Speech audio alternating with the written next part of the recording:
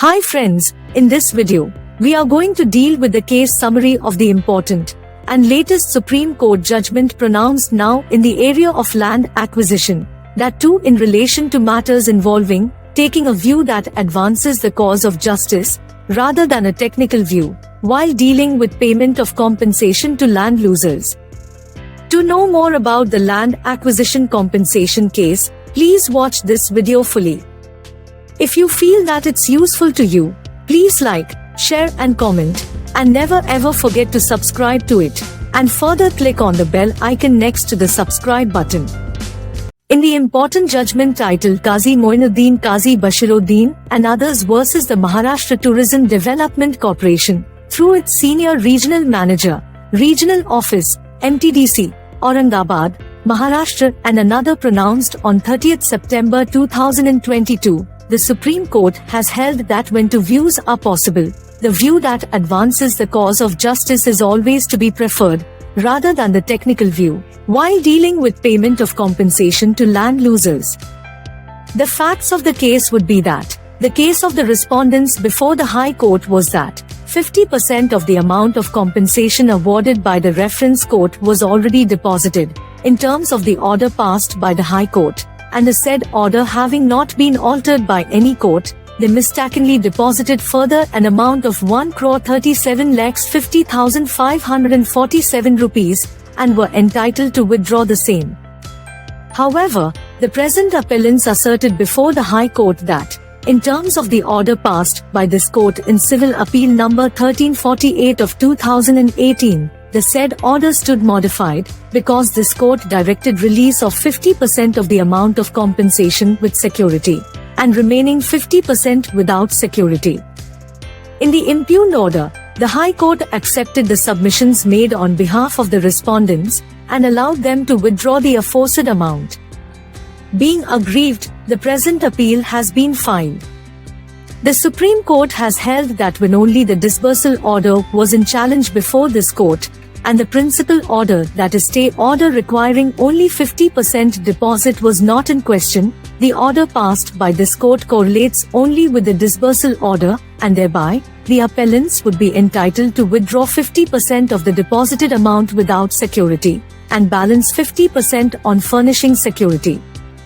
However, a close look at the order dated 29 January 2018, and the relied upon order therein bring to fore a situation entirely different, and it is difficult to accept the submissions of the respondents, as also the observations of the High Court that this court's order related only to the deposited amount of compensation, and not to the entire enhanced amount of compensation. Also, the common thread running through all the orders passed by this court in earlier cases is that this court issued similar directions of allowing 50% of enhanced amount of compensation to be released without security, and balance 50% to be released on furnishing security.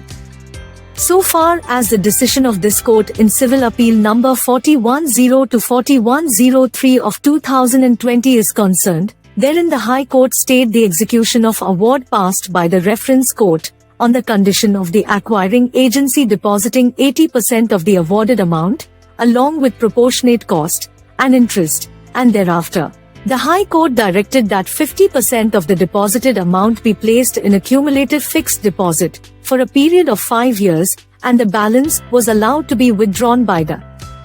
claimants. The High Court also allowed the claimants to withdraw 50% of the accrued interest on fixed deposit. Taking note of the given fact situation, and the fact that the claimants were not in a position to furnish any security, this court issued directions for depositing entire awarded amount before the High Court, and then allowed 25% of the deposited amount to be withdrawn by the claimants, without security, and the remaining 75% was ordered to be placed in a cumulative fixed deposit for a period of 5 years. The said case essentially proceeded on its own facts, and it cannot be held that this court laid down any inflexible rule that, in every such case, the claimants would be entitled to withdraw only 25% of the awarded amount of compensation. Further, fact of the matter remains that, in the present case, specific order was passed by this court, in terms of the order passed in the case of Wajid Mia Abdul Rahman Shak and others versus Maharashtra Anr. Court and others, Civil Appeal number 8056 of 2013. The order passed by this court was explicit that the order of the High Court staying the payment of enhanced compensation stood modified to the effect that 50% of the enhanced amount of compensation was to be released without security, and the balance 50% on furnishing security.